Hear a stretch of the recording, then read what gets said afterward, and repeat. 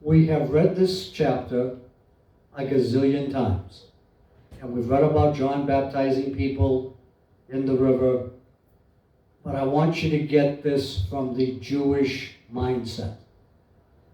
I now need to stop you from thinking like an American, and I need you to think like a Jew in Jesus' day.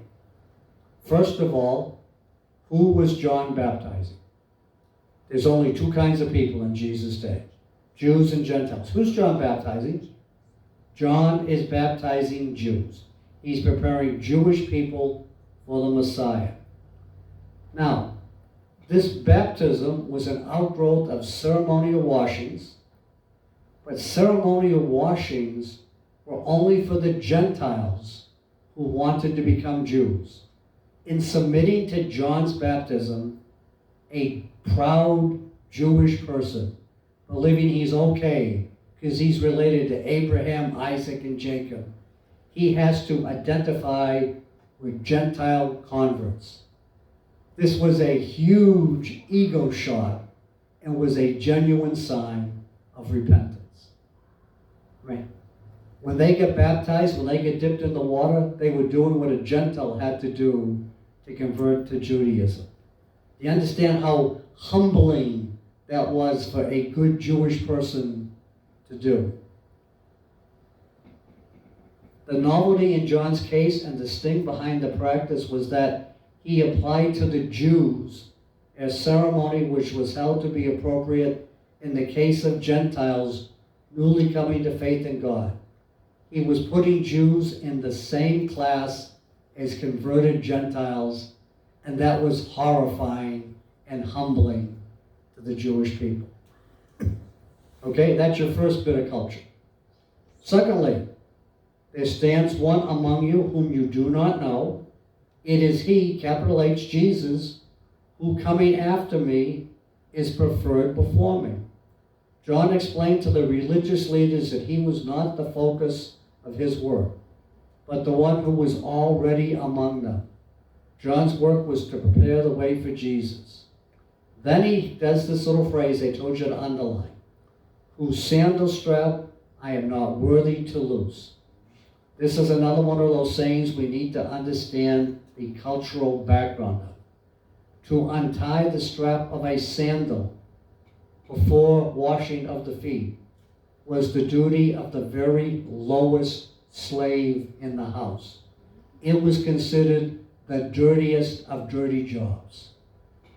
Among rabbis and their disciples, there was a teacher-student relationship that had the potential for abuse. It was entirely possible that a rabbi might expect unreasonable services from their disciples. One of the things which was considered too low for a rabbi to expect from his disciples was the untying of the rabbi's sandal strap. John the Baptist says he was unworthy to do even this job for Jesus. Now it tells you these things were done in Bethsaida beyond the Jordan. All right, now, whenever we see the name of a place in the Bible, one of the things we're supposed to ask ourselves is, what happened here before? What happens here in the future? So, must be something happened at this place before. Now, the name of this place means house of the ferry boat. On the east bank of the Jordan is where this was located. This was believed to be the place of the passage of the Ark of the Covenant and the nation of Israel under Joshua as he led them into the Promised Land. I'm going to read you from Joshua to close us out. Joshua 3, verses 14 through 17. So it was when the people set out from their camp to cross over the Jordan, with the priests bearing the Ark of the Covenant before the people. And those who bore the Ark came to the Jordan. And the feet of the priests who bore the Ark dipped in the edge of the water, for the Jordan overflows all its banks during the whole time of harvest. that the waters which came down from upstream stood still, rose in a heap, very far away at a dam, the city that is beside Zeratan. So the waters that went down to the sea of the Arabat, the salt sea, failed and were cut off, and the people crossed over opposite Jericho. Then the priests who bore the ark of the covenant of the Lord stood firm on dry ground in the midst of the Jordan, and all Israel crossed over on dry ground until the people had crossed completely over the Jordan. The same place John the Baptist is standing. Do you get the picture? In the Old Testament, they've left Egypt. They've wandered in the desert for 40 years because of disobedience. They're finally coming into the land. They come across the same spot where John is standing.